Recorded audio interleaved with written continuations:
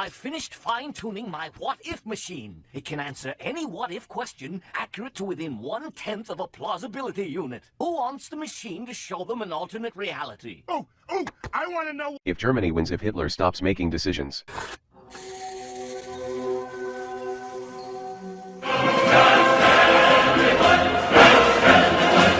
Who else has a question for the what-if machine? I have one. Do they win if they mass produce the mouse tank?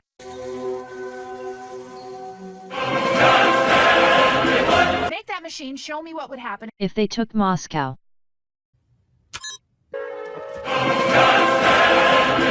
That's so plausible, I can't believe it. People love rooting for the underdog. These stories strike a chord with us at a very basic level, and you can tell this by how popular these stories are in media. This also translates to real-world stories, although real life does not have a plot that always turns in the underdog's favor. So there's this kind of romanticism connected to fighting for a lost cause that a lot of people assign to a lot of real-world groups.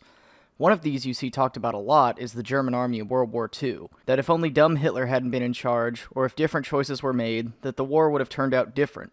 And a lot of these arguments seem to hold water on the surface, but upon reflection, mostly miss the point or do not make a significant enough change to sway anything. These are my favorite how Germany could have won scenarios, and how they're wrong.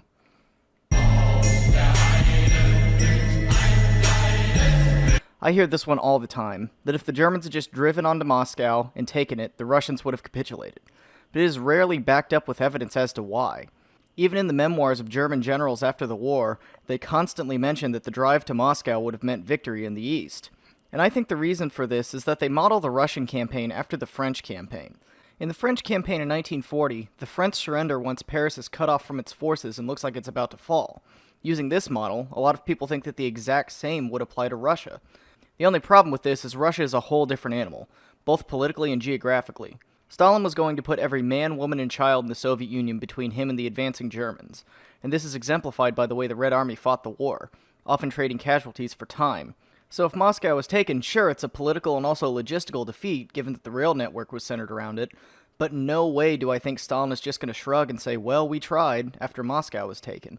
And with that, we would probably see the Soviet Union fighting to the bitter end, just like the Germans did in reality.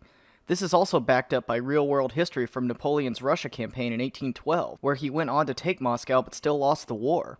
Russia is such a large and vast country that they have the ability to trade casualties and land at a higher rate than any other country can, and therefore the normal rules of war such as taking the capital and ensuring victory do not apply. Are they not seeing this? Another commonly heard point is that Hitler made terrible decisions and he should have just listened to his generals.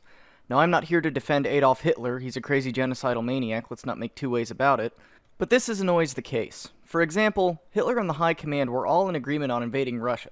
They all very much wanted to, in their eyes, destroy communism and save Germany, as Hitler laid out in his book.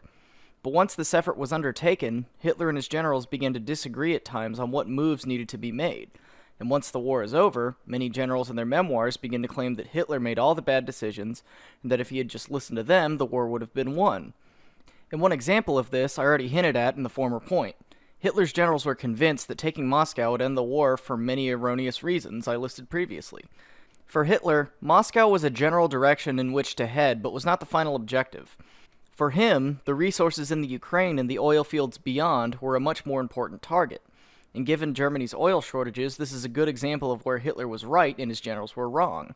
And actually, a lot of Hitler's so-called mistakes start to make a whole lot more sense once you put it into the context of Germany's fuel shortages. And if you want more information on this, Tick did an excellent video on Germany's oil problem that you should really check out. Another example of this sentiment being wrong is Operation Citadel in 1943. Hitler's generals convinced him that an attack on the Kursk Bulge would cripple the Red Army and renew Germany's initiative in the war.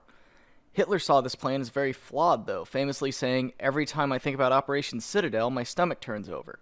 And seeing how poorly this turned out for the Germans, his premonition was eerily correct. Now, if this was the caricature of Hitler always overriding his generals that is commonly seen, Citadel would have been called off before it was launched. Now, these are just two quick examples, and yes, there are times, especially later in the war, where Hitler overrules his generals with poor decisions. The Battle of the Bulge comes to mind. But early in the war, when these decisions really count, Hitler is many times making the right decisions when overruling his generals, or going along with them in agreement of a common goal. So Hitler should have just listened to his generals and he would have won the war is a moot point. Because many times he did, and his generals were wrong, and many times he didn't, and he turned out to be right. It's all Adolf Hitler, Adolf Hitler, Adolf Hitler. This is actually a point I used to subscribe to. A very honest critique of the German war economy is that it was not on the right footing. And people make this argument usually saying things like, Germany should have just made more Panzer IVs instead of pouring resources into the Tiger. Or, Germany should have built the Luftwaffe back up so they could regain air superiority. And I will give you that the German war economy in many places was an absolute nightmare. John Parshall does an excellent lecture on tank production in World War II and really highlights how backwards the German production process was for armored vehicle manufacturing, and mentions how that knowledge can be applied to other types of war manufacturing. And although once Speer takes over, production is streamlined to a degree, and munitions and weapons production goes up year by year, it's not near where it needs to be to fight this attritional war. So obviously, the solution is to just streamline production, sort of how you see in the American model, and this would have given Germany a better chance in the war. Although this is a good criticism, it misses the core issue. The biggest thing Germany was running low on from 1942 onward is, as I mentioned before, oil, and larger numbers of tanks and planes wouldn't be any good if there was no fuel to run them. Also, Germany was having manpower shortages as early as 1942 or 43, and along with fuel to run these machines, you need people to crew them. These are just two issues that cannot be remedied by streamlining production. At a certain point, Germany is just going to be out of oil and out of men, and no amount of additional tanks or planes would operationally be possible. What's the matter? Run out of gas? Kinda embarrassing. This is another point that deceptively seems to make a lot of sense, as Germany was crushed by a two-front war. It stands to reason that if Japan and Germany through their alliance had coordinated an attack on Russia, they would have won. And that may honestly be true. A big boost to the defense of Moscow came after Russian troops from Siberia were sent west after the Russo-Japanese Non-Aggression Pact. The only problem with this is that coordination did not and was never going to happen. Germany and Japan were allies by circumstance and shared no real common goals with each other. And in fact, they're operating in opposition to each other at times. German training of Chinese troops in the 30s as they were fighting the Japanese is a direct example of this. In short, neither side was going to stick out its neck for the other. In fact, Russia as a common enemy was probably the only instance in which they would have, and even then they did not. The reason for Japan not wanting to do this is mostly colored by the Japanese experience against the Soviets at the Battle of Konkangal, please forgive my pronunciation, where the Red Army gave the Imperial Army a very bloody nose in an undeclared border conflict. This incident convinced the Japanese to not go through with any action that would provoke the Soviet Union, as they did not want war with them, since they were already fighting China and would soon be fighting the United States. This avoidance of provoking the Soviet Union went far enough that during the war in the Pacific between Japan and the United States, the Japanese refused to sink any U.S. merchant ships headed to the Soviet Union. So, the Japanese attacking the Soviet Union directly flies in the face of the intentions and characteristics of the Japanese High Command, to the point where it strays out of potential history, kill yourself, into the realm of fantasy. You have screwed me again. Japan. This is my favorite one. If they had just made insert ridiculous design here, the war may have gone differently. And it's the idea that this thing, or this thing, or this thing would somehow have single-handedly lengthened the war. And there are a few fan favorites for pics of these.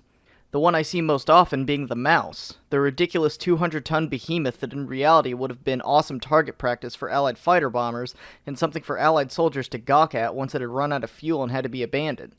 Or German jet aircraft, that although cutting edge and superior to what the Allies had, still couldn't have been applied in a large scale due to the aforementioned fuel and personnel problems. And the list for these things goes on and on. A personal pet peeve of mine in this category is the what-if question about the German atomic program, and the claim that if they had applied themselves, the Germans could have come up with an atomic weapon first. This notion, though, just like that of Japan invading Russia, very quickly falls into the category of fantasy, once looked at for three main reasons. One, many of Germany's top scientists were expelled in the 30s for being Jewish, automatically limiting German atomic capabilities.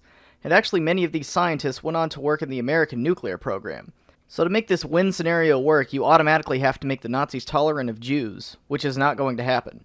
Two, the German atomic program is all but cancelled by 1942. As Speer put it, we got the view that the development was very much at the beginning. The physicists themselves didn't want to put much into it. Which works into my third point that Hitler saw atomic science as Jewish science and pointed the focus of German development towards conventional weapons. So we're not even talking about an atomic race between the US and Germany, as it was barely being pursued by the Germans. And to give a what-if scenario about it would fly directly in the face of what Hitler stood for. And this gets into the bigger problem with this question, that even if Germany does produce these wonder weapons and extends the war, it's only going to extend it long enough to be the first country to get nuked, due to the Germany First policy of the Allies. Are you making a jet plane? Or a remote control that can turn you into super soldier? Or is it just another dumb tank? Now these are just a handful of points that people bring up when talking about how Germany could have won, but there are many more that I didn't go into that are equally baseless, such as the Germans should have and could have invaded England, even though the Kriegsmarine would not be able to support a large amphibious attack, and the much larger Royal Navy would have probably sunk the invading force before it even reached the shores. Or that Barbarossa should have taken place earlier, even though it wasn't really the winter or the rainy season that stopped the Germans, it was a lack of supplies that needed to be brought up. For more info on that, check out this lecture by David Stahill. You'll see people bringing up scenario after scenario that bends reality and character motivations very widely to craft a scenario that Germany could win. But here's my point. Germany would not have won World War II no matter what way you slice it. The fact of the matter is, this is a country that is too small and too short on resources to take on the three largest world powers at once, especially given the erroneous actions and motivations they have.